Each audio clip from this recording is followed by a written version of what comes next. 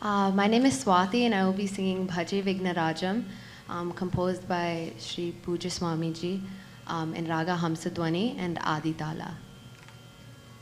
This is Manisha and this is Rohit.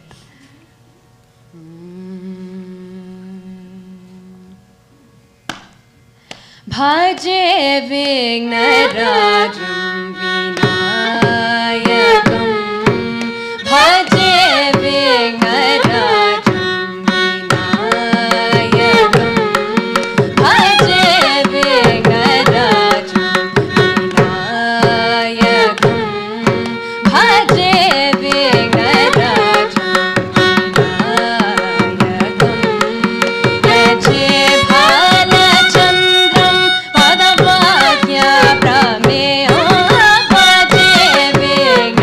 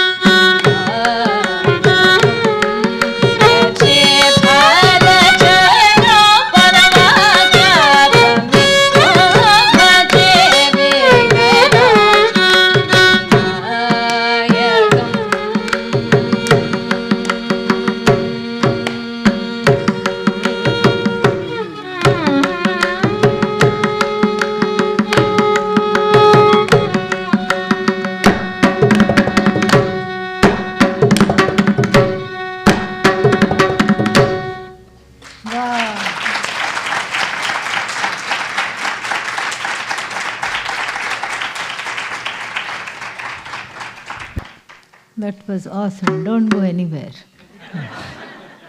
Stay there. We'll do a couple of questions and you can do one more. Yeah? Okay. And then I'll ask you to, each of you to speak about a favorite topic for everybody.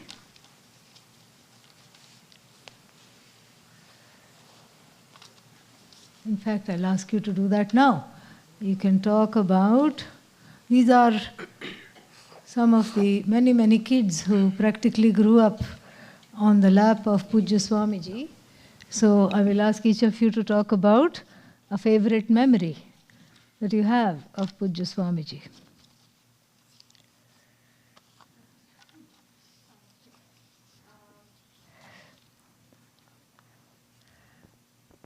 I think my favorite memory of Pujya Swamiji was when I was younger, and we went to see him. I think this was before I was going to first or second grade, and I was telling him, or like my parents were telling him, how I was like really scared to go to school, make friends and stuff, and Pujya Swamiji said the one thing that he said to me was like, you shouldn't be afraid of talking to other people because we're all the same. Like 1 + 1 is the same for everyone.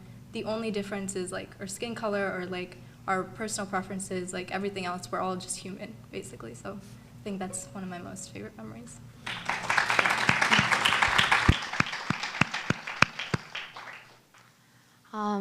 I was quite young when I interacted with Pujya Swamiji, so I don't have any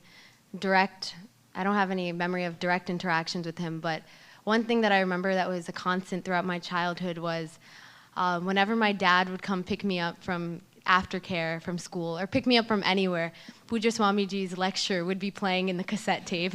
And so I would always be hearing him talking, the audience laughing, my dad laughing. And so his voice just brings back so many memories of being younger with my parents, driving me from class to class.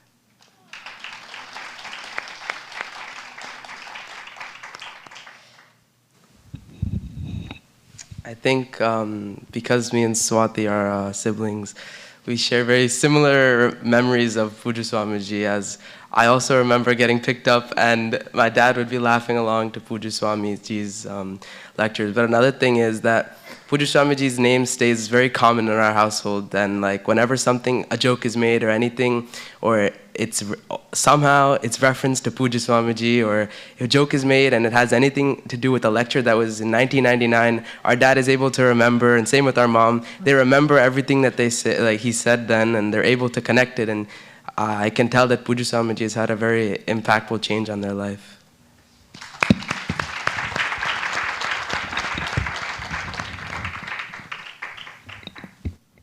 Om Sahana Vavatu Sahanau Bhunaktu Sahaviryam Karavavahai Tejasvinavadhitamastu ma vidvishavahai. Om Shanti Shanti Shanti. Satsang questions are as big as a pack of cards. Yeah. Be prepared for a long one.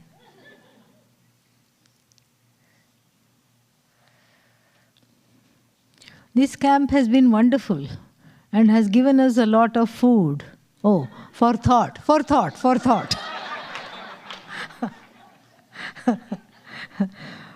What do you say is the key take-home message to keep in mind while chewing on all this information?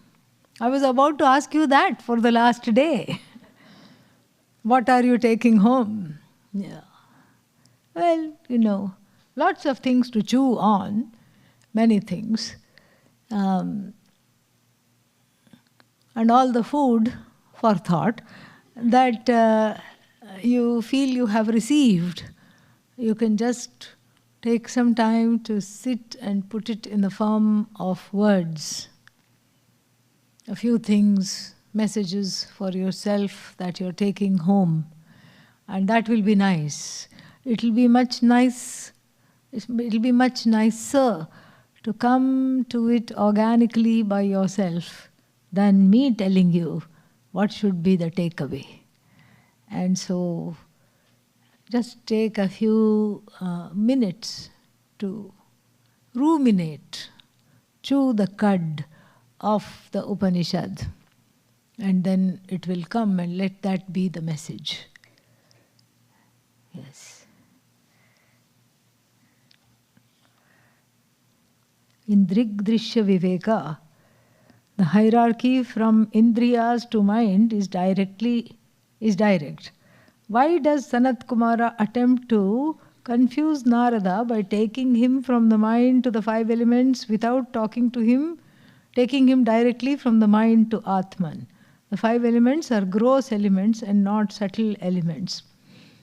Well, every text has its journey that can be appreciated.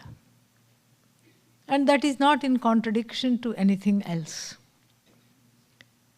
Sometimes the text only talks about 3 elements, like the 6th chapter of the Chandogya, the one that is just before the one we are doing, talks only of the 3 elements, doesn't talk about 5. Does that mean the other 2 elements are not there? They are there. They are very much there. But what about them? They are as though swallowed in this. It's immaterial because we are not talking of the elements. So we can discuss 2, 3, 5, it doesn't matter. And as far as the methodology is concerned, we saw that it is Arundhati Darshana Nyaya. If you want to see something very subtle, or Shakha Chandra Nyaya, you want to see something very subtle. The moon in between the crescent moon, you want to show to a toddler. You can't just immediately say there's the moon, come on, see it or not. See if I care. You can't do that. You have to take the child lovingly. Why? Because it's your child. You love this child. You take it step by step and make it see first the gross objects, what is there to see. No, there is the tree. Can you see the tree? Yes. Can you see the first branch? Yes. Can you see is that the moon? No, that's not the moon, but that's just a branch. Can you see the branch? Can you see the other branch? And then what is in between the 2 branches? That is the moon.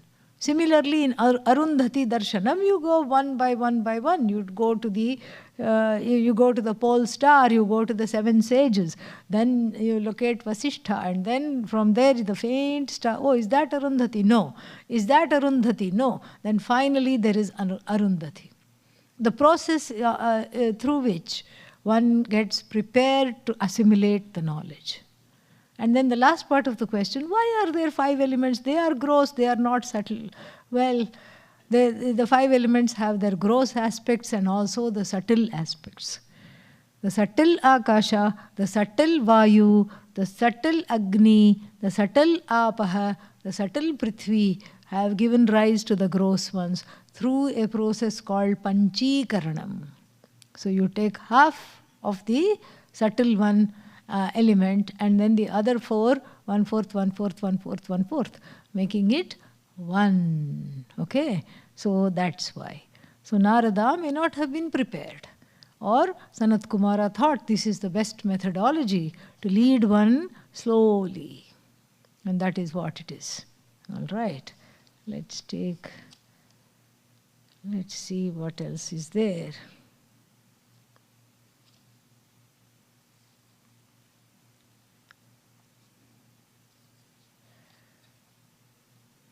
I remember listening to a lecture of Pujya Swamiji's in which there is a running joke. An American psychologist's response to every problem a client brings to him is, you have a dysfunctional family, you have a dysfunctional home, quote unquote. Since I was 8 at that time, I don't remember anything else about the lecture except the joke because it made the audience and me laugh. Do you recall the joke and the context and the lesson?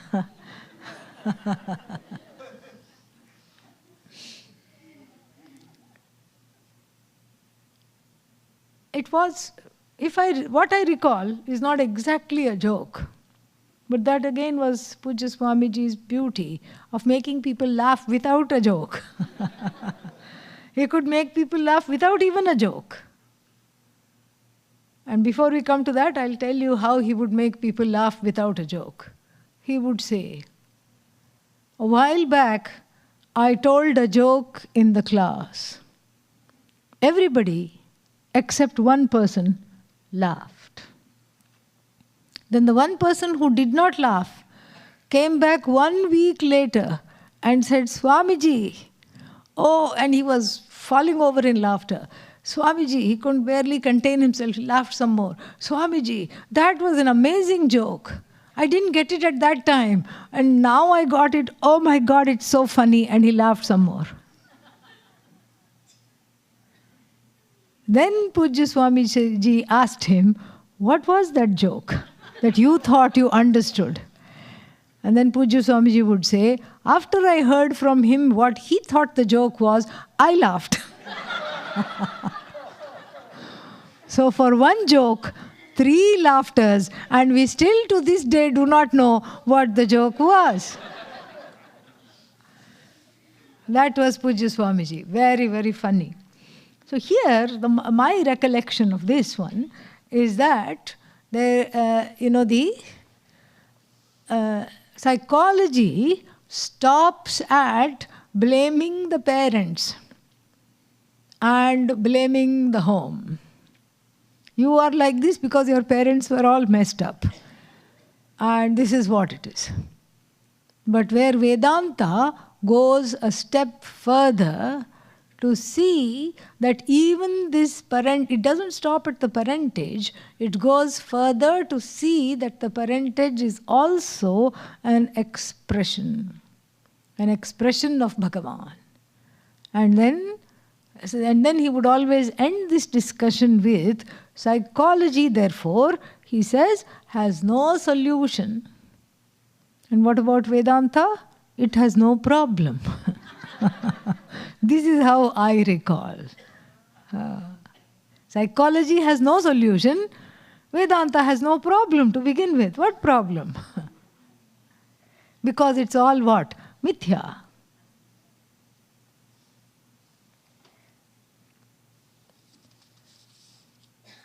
This must be from online. When I do self-enquiry with not this, not that, na iti, then everything other than I, everything is other and I am Atma. Is this not creating duality? Yes, but the duality is so temporary, by the time we finish reading this sentence, it's gone. Okay? Yeah, whereas everything comes into this existence because of the existence that I am, like waves are because of the ocean is, and not of separate existence. Can Swaminiji please clarify this doubt? Yeah, so that is Vedanta 101, not 201, okay? Yeah, not 201. 101 means in the beginning you have to start somewhere. And we have to start somewhere because there is a mix-up. A mix-up between I and not I. In fact, the mix-up cannot and should not take place, Adi Shankara says, because I am forever and the not I is finite, I am infinite, the not I is changing, I am unchanging. The not I is objectifiable, I am not objectifiable. In fact, I and the not I have nothing in common. Yet, naisargiko ayam lokavyavaharaha. Yet, it seems that everyone does this kind of a mistake. The I and the not I are enmeshed. It's like a kitten playing with a ball of wool. You leave it batting the ball of wool, you go out of the room for a little while, and then you come back. You don't know which is the kitten and which is the wool. They have become entangled. This is exactly the jiva's lot. So therefore, in the beginning stages, you have to separate in order to unite. So first you have to say, Sakshi, Atma, I, observer, everything I observe, not Atma, Anatma, na iti, na aham. And then after that's Vedanta 101. That's only half the problem solved because, as you clearly said, it creates a duality. That's only half the problem solved.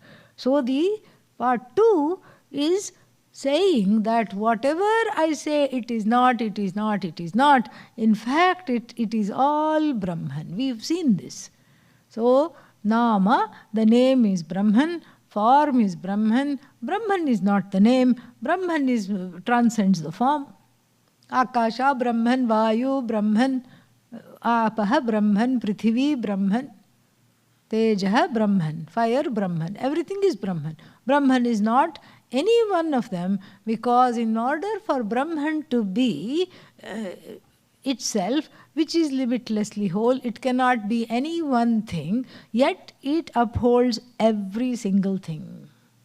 This is the truth, and then there is no contradiction. Let me do one more and then we'll hear this wonderful ensemble again. They sound so professional. Can you please elaborate on Abhidhana and Abhidheya? Abhidhana, name. In fact, it's the name of the name, Abhidhana. Abhidheya, that which it denotes. Oh, it's right here. Okay. So what is this? Pot. So the name pot is Abhidhana, and this shape that this we know it to its meaning to be is called Abhidheya. Abhidheya is that which is named. Abhidhana is the name. How are they related? Because the one immediately evokes the other. The two, the word and its meaning, are united. Spurring Kalidasa to compose a beautiful shloka for the opening of the Raghuvamsha. Vagarthaviva sampriktau vagartha pratipattaye jagatah pitarau vande Parvati Parameshwarau. Those I worship, Parvati and Parameshwara, the parents of the universe, who are one like the word and its meaning, who cannot be separated. So Abhidhana immediately connects to the Abhidheya.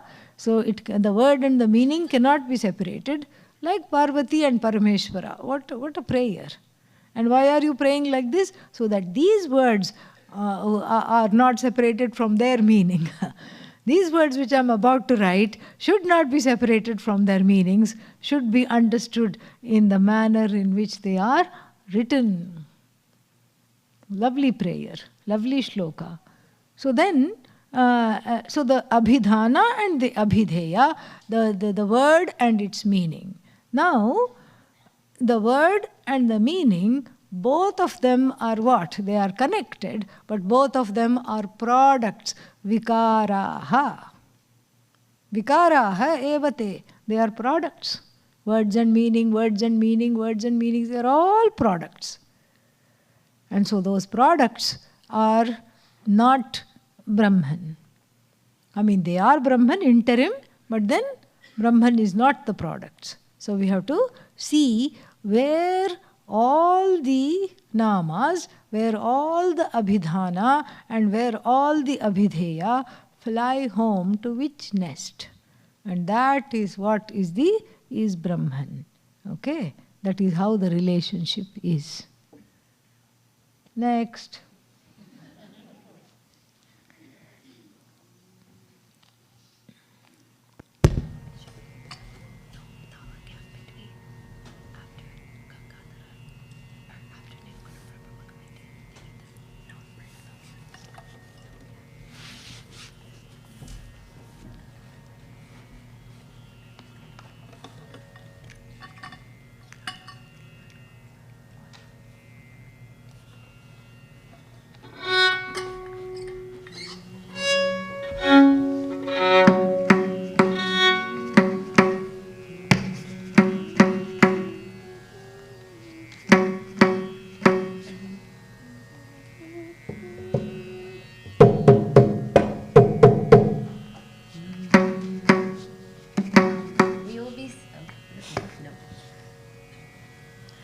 We will be singing Bho Shambho and Raga Revati, also composed by Swami Puja Swamiji.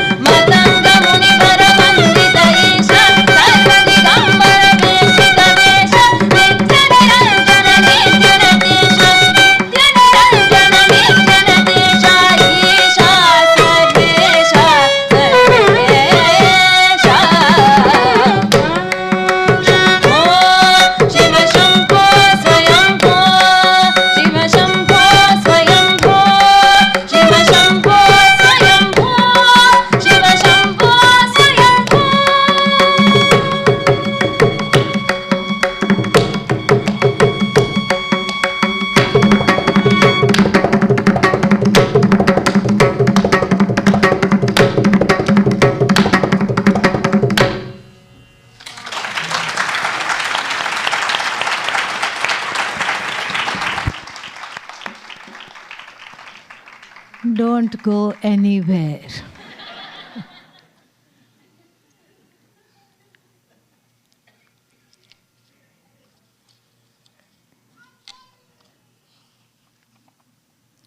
Swaminiji, you didn't explain in the class what the reason was for Narada's sadness.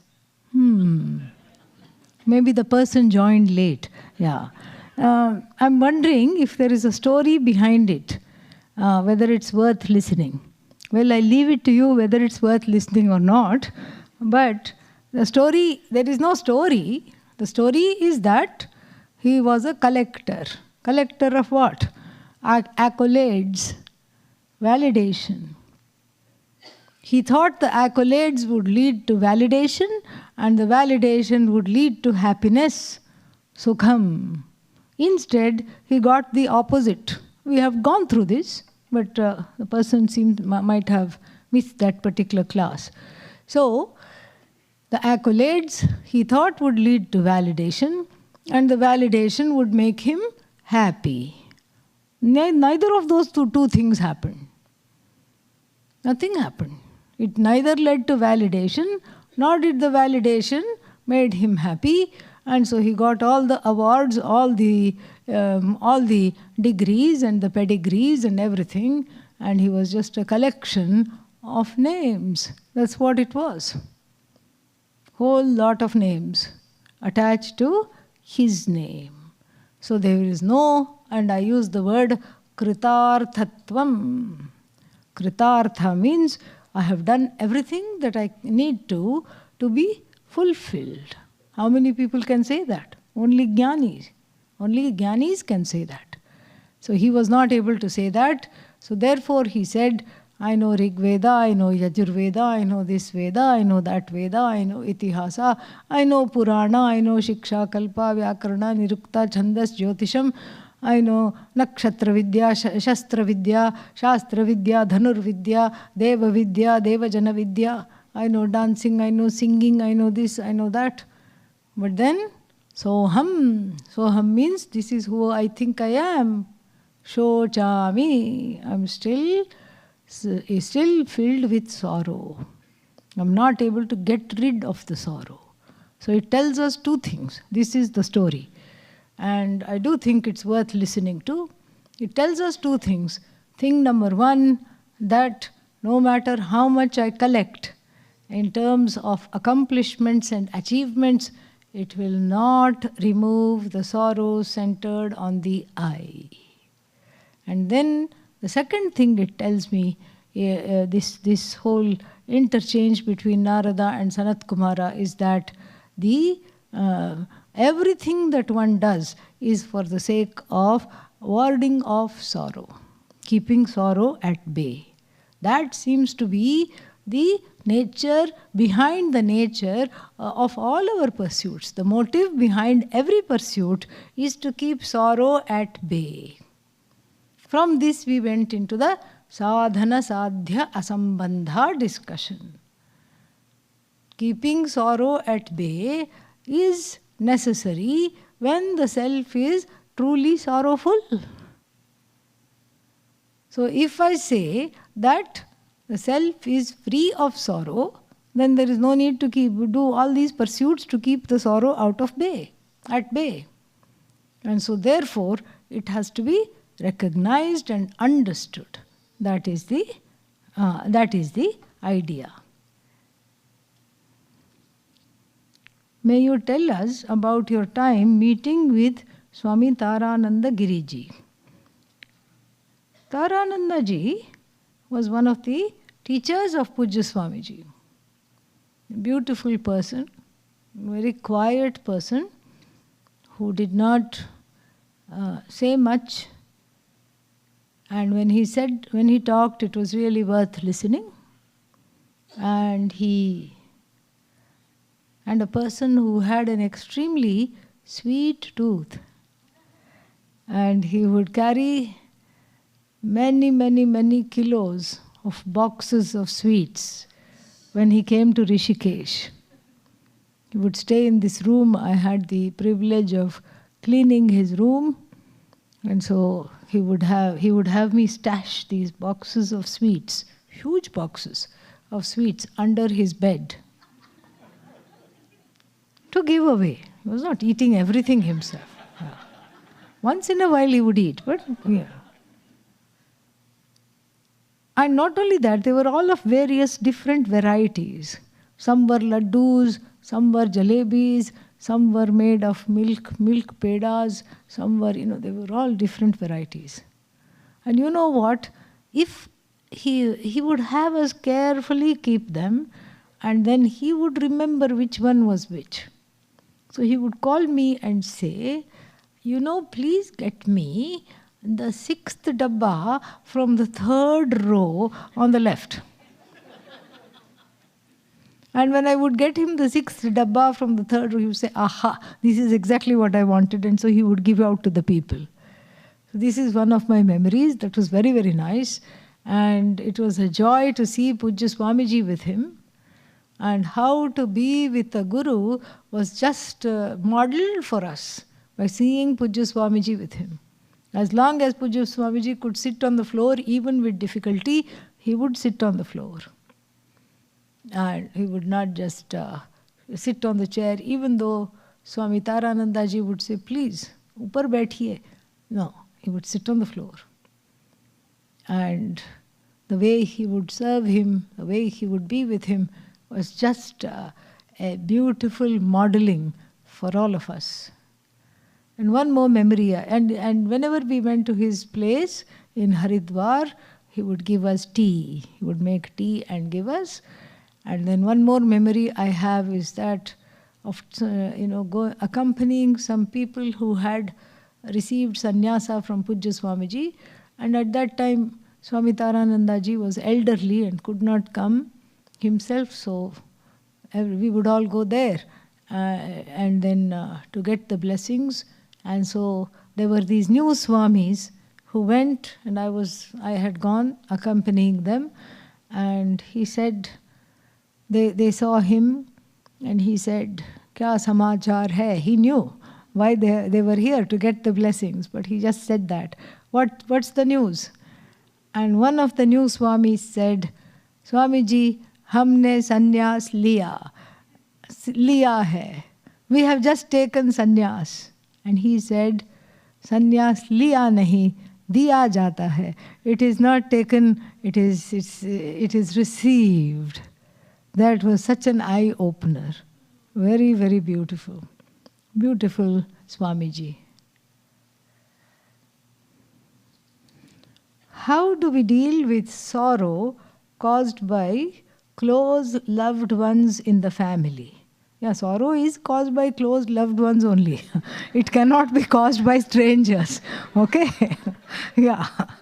So, that is for sure. How to cope and keep the relations.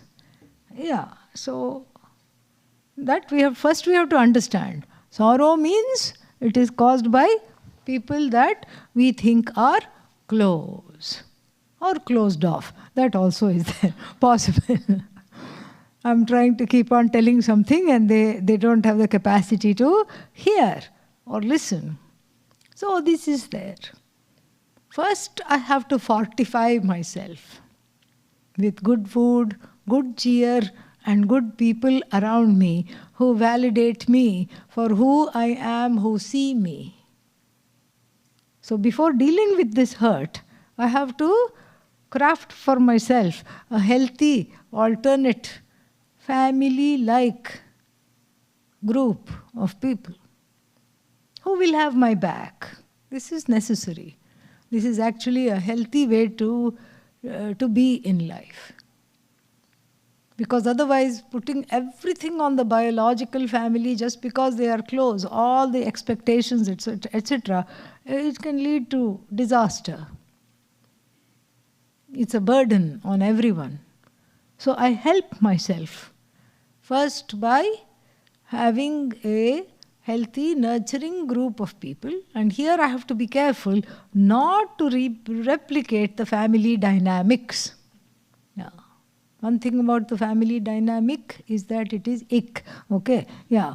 And so I don't replicate that. So that's why I mean healthy relationships, where I can have healthy boundaries, where I can practice that. So then, that being the case, and I have that, I have my own satsang, I have a group of people who will be with me, etc. Then we tackle this. Fortified by this, then we tackle this. Here too, healthy boundaries are very, very necessary. Very, very necessary. And as I grow in Vedanta, there is more, I become more healthy. Emotionally healthy one becomes. And as one becomes more emotionally healthy, there is better self-esteem. There is greater joy to which I have access. I'm not always a puddle all the time and needing to be taken out in buckets. And so therefore, I need to get into the place of being strong. And that strength it comes from many sources, but Vedanta is really the best source. And so when I am strong, when I have access to my own self-esteem, there will be annoyances. Obviously, the world is not going to go according to my plan. There will be annoying things, there will be annoying people, there will be annoying situations, circumstances. But then it will be more like a mosquito bite rather than an alligator bite. Big difference. Mosquito bite, oh, this is so annoying, oh, terrible. Oh, it got me in 2 places. I thought it was only 1. After that, it's gone. Alligator bite means you have to go to the hospital.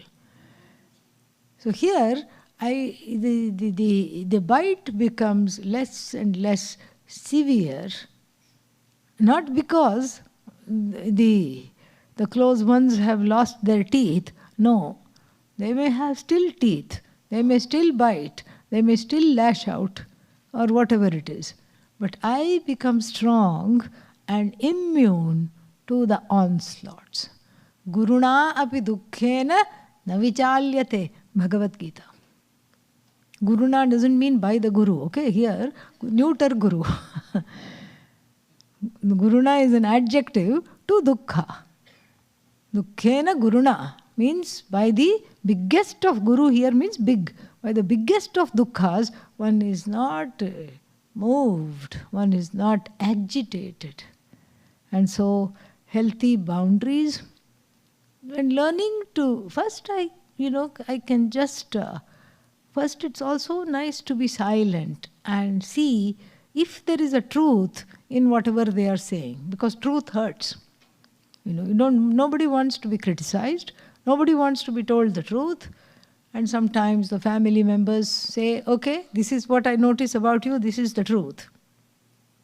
And maybe I don't want to hear that. So therefore, a little bit of analysis, introspection about me. What is that called in Sanskrit? Me mamsa. Okay? Because it's all about me. So, is in order. A little vichara is in order. Whatever anybody is saying, close people, friends, whoever, family people, relatives, is there a grain of truth? And in the beginning I will say, no, of course there is no truth. How could they say this to me? They are idiots. They should not have said that. In the beginning, that's how it will feel. Because why? To put it in Pujya Swamiji's words, I am a ninja, offensive and defensive. So therefore, I have to take some space and then ruminate upon those words. Yes, they hurt terribly. Yes, it's awful. And yes, I feel like I'm in an emotional ICU after hearing those words. But is there even a grain of truth? If there is, I correct myself. Nothing wrong. In fact, I can send them a silent, invisible thank you note. Thank you for helping me to grow. I can mentally send them a thank you note and then grow as a result. Nothing lost. It's a win-win situation. One win, I have grown. Second win, I have become immune to whatever they said because I saw whatever there is to take.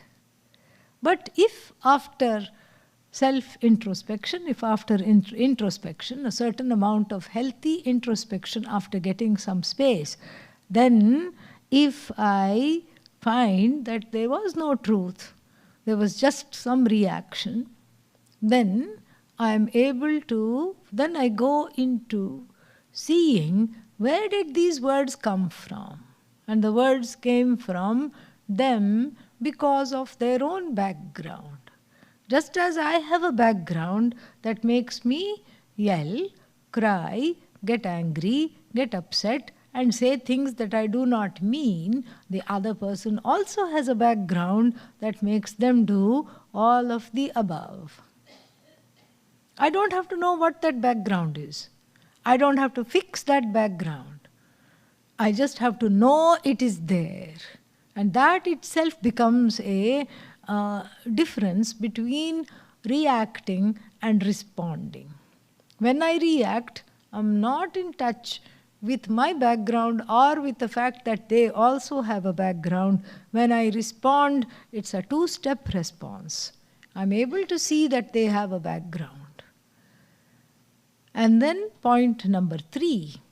Once I know that they have the background, it's the background talking very badly, very loudly. I'm able to, then this is a question I ask myself, am I able to have some compassion? First I have to have dispassion. Then only compassion will come. First I have to have dispassion. I should not be affected by that. Then after that, can I have some compassion? Not for the behavior, for the person who is in the grip and the spell of the behavior helplessly. Again, compassion doesn't mean I go fawning all over the person. It's not that even though I'm hurt, I'm trying to make them feel better dysfunctionally. No. From a distance, I see, oh, poor things. This is what they are under. And the anger melts. The pain melts. The sorrow melts. And I understand that I am less and less dependent upon them for my needs, for my expectations, for my validation. This is all on the Vedanta level. On the everyday level, here is a remedy which Pujya Swamiji suggested. So when somebody says something mean and terrible and there is a falling out with close relatives and friends, what do? Even if you don't think you're in the wrong, give them a rose. What? Are you out of your mind? No. Give them a rose. When? Rose. Every day. Give them a rose every day for 48 days. Oh, that's expensive. Yes. But it's worth it. 48 days. How will you give the rose on the first day because you're so mad at them? Here, take. The Guru said, so that's why I'm giving. Take. You may even throw the rose. Here. Take it. Throw it where? In a ditch of rainwater. Yeah. Go get it. Take it. Next day also you'll give it like that. Third day also you'll give it like that. And the fourth day, you want to see, I'm given this rose for 3 days. Let's see what that expression in that person's face is. They are the ones who are guilty. They should apologize. And here I am giving them the rose. And as though I'm making myself weak, let me see what their expression is. The eyes meet. And then the ridiculousness of the situation is just very evident. The eyes smile. The lips follow. And then you don't need to do it for 48 days. 4 days becomes enough. This is something to do. It's really works. I have seen this. I have absolutely seen this. And if not rose, any flower. Just give them a flower. A flower, has a way of making things up completely that are one cannot even imagine. it is there. One more. What's the quickest way to cure loneliness in accordance with Vedanta? Love the question. Very nice. That's easy. Very easy answer. From lonely, I understand I'm no longer lonely. When I study Vedanta, I know I'm only Kevala, Kaivalya. Kaivalya, Kevalasya bhavaha, is not loneliness, it is onliness. So from loneliness, I embrace onliness. What does that mean? That means that the loneliness comes from a sense of alienation. I am far away from other beings. I am far away from myself. I am far away from the source, if there is a source. The truth of the world, Ishvara. I am far away from the source. I am far away from the Jagat. I am far away from other jivas. I am far away from myself. That's the source of the loneliness. Loneliness is nothing but alienation. So attend some bhajan, quick cure. Yeah. Some bhajan sessions where there is an immersion, where the singers and the song become one. Quick cure. Be in a satsang. Catch a retreat. Watch a class on Zoom Kulam. If you can't come to the Guru Kulam.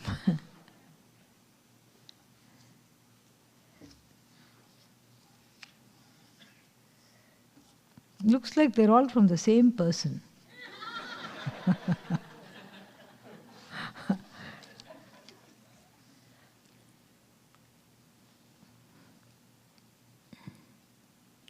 If someone is trying to end their addiction to the mobile phone, what's the best way to go about it?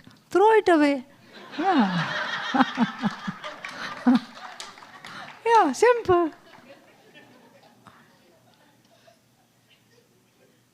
No phone, no problem. Really. You can't say, I will, what is that? I will reduce the screen time. And to reduce the screen time, you have to look at the screen.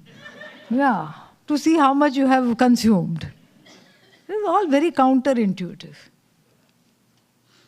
And they try to sound Vedantic. How? They call the product iPhone. I'm one with the phone. And the I will be a small, ubiquitous I. It's not the big I, it's a small I, but small. Slowly it takes over the life. All the time things are dinging, pinging, binging, all the times. And then there is another part to this. What is the best time to check the phone? Arey, we've thrown it away.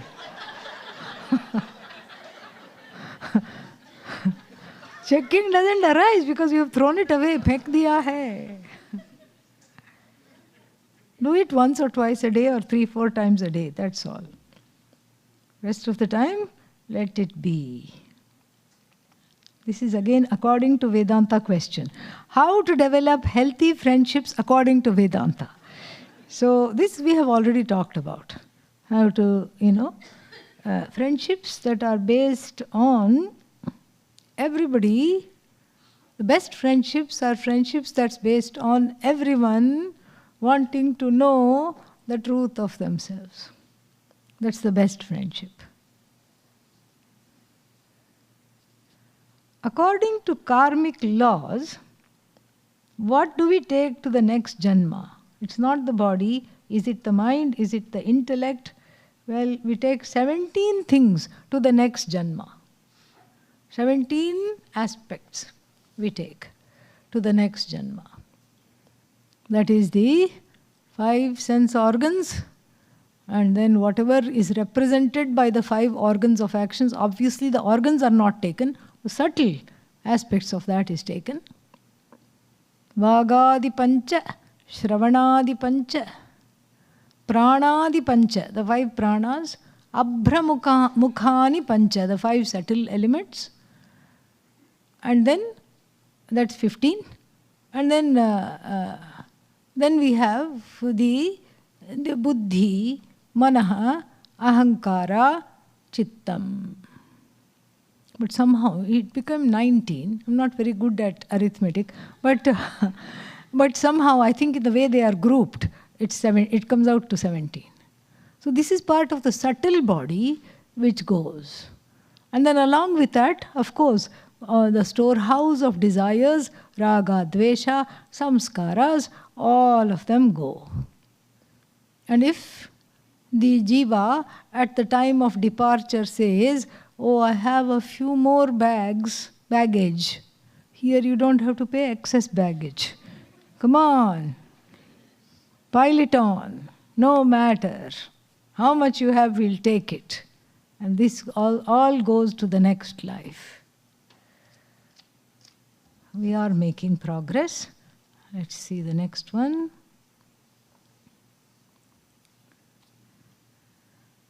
What's the relationship between various pramanas? There isn't any. Each pramana, each means of knowledge is a king in its own arena.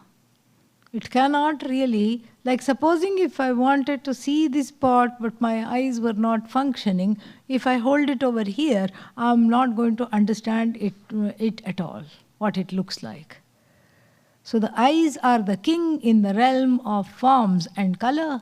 The ears are the king when it comes to sounds, etc. Each pramana operates in its own realm and field. It has a kshetra. That is what. So there is not any relationship. And then do they derive or depend on other pramanas? Yes, we can say that the direct pramana is called pratyaksha, the 5 sense organs, and all the other pramanas depend on them or derive from them. Like inference, we can do that. Shabda pramana also, in a way, because you have to hear the shabda. So the pratyaksha is there, but then the shabda, that's where the shabda stops. Because other than that, it's all, the shabda pramana is that which removes ignorance by removing all the misapprehensions of the eye. What is the relationship between Brahman, Ishvara and Maya? Brahman, when we say that, we mean both Ishvara, Sagunam Brahma, Brahman, that is seen as Jagat Karanam, the cause of the universe. We mean that. We also mean Satchidanandam Brahma, Satyam Jnanam Anantam Brahma, that consciousness which is all-pervasive, limitless, self-existent and all-aware, all-knowledge, sentient. So both those we mean, and both Brahman is recognized by both these definitions. One is a interim definition, a temporary definition, that of Brahman as the cause of the universe, and then the other one is a intrinsic definition. One of them is not an intrinsic definition, it's an interim definition, because Jagat comes and goes, so the cause of the Jagat cannot be called the cause of the Jagat when there is no Jagat. Okay, so that is there. Maya is the Shakti, because of which this projected universe has been created. It shines and resolves into which. So it is Jnana Shakti, Ichha Shakti, Kriya Shakti. And she has 2 powers which for the jiva cause problems. One is the power of wailing. And in India we don't know the difference between V and W. So we can also call it the power of wailing, because it makes one wail, okay, makes one cry. That also we can say.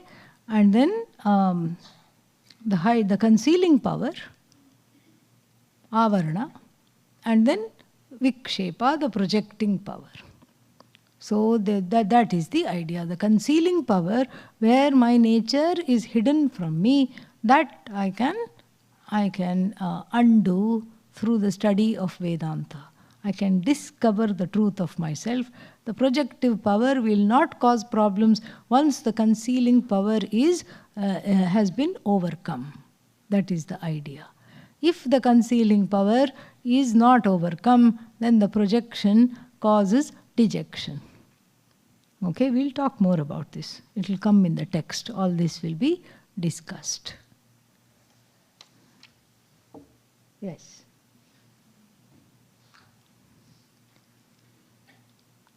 Closing number.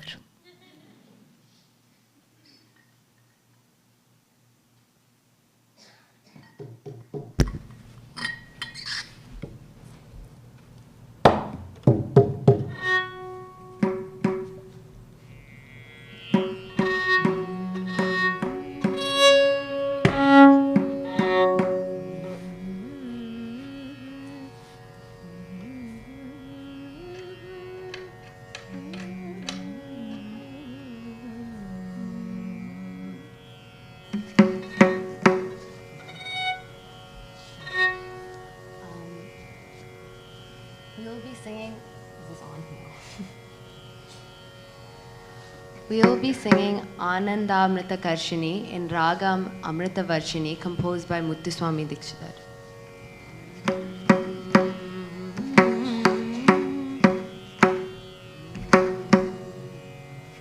Anandamrita Karshini, Anandamrita Karshini,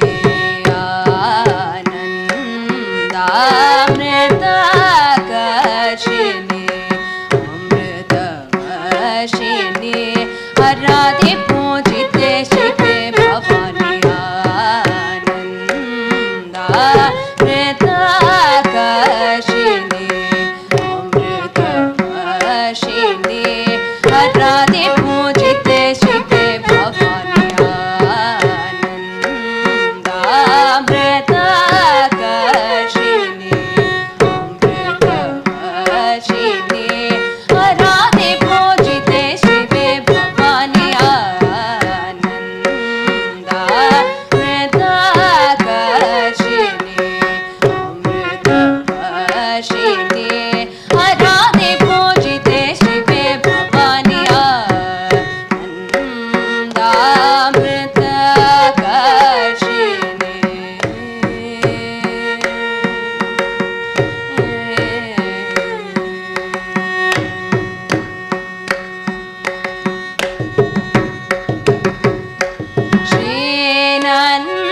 Srinandanadi Samrakshini,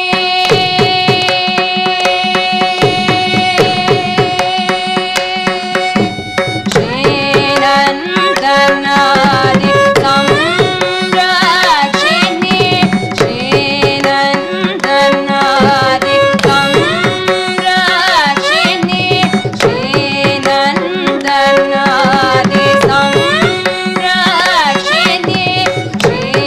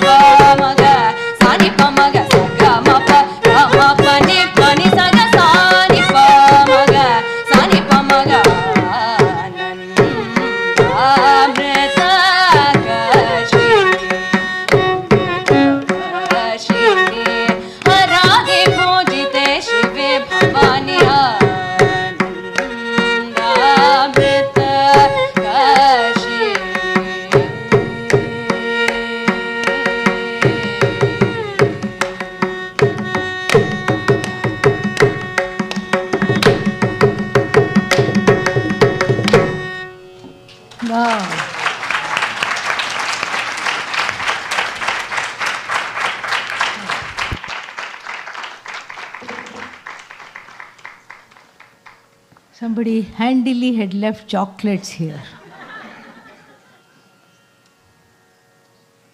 Wonderful. Keep shining.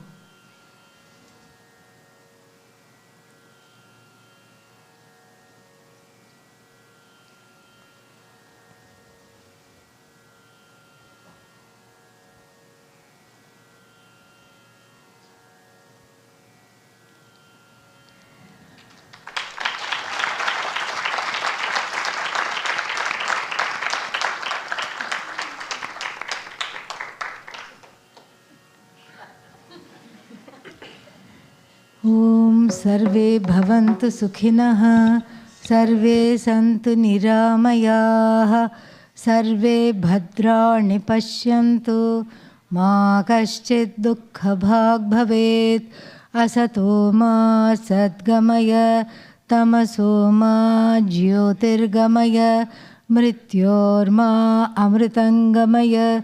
ॐ पूर्णमदः पूर्णमिदं पूर्णात् पूर्णमुदच्यते, पूर्णस्य पूर्णमादाय पूर्णमेवावशिष्यते। ॐ शान्तिः शान्तिः शान्तिः। हरिः ॐ श्रीगुरुभ्यो नमः। हरिः ॐ।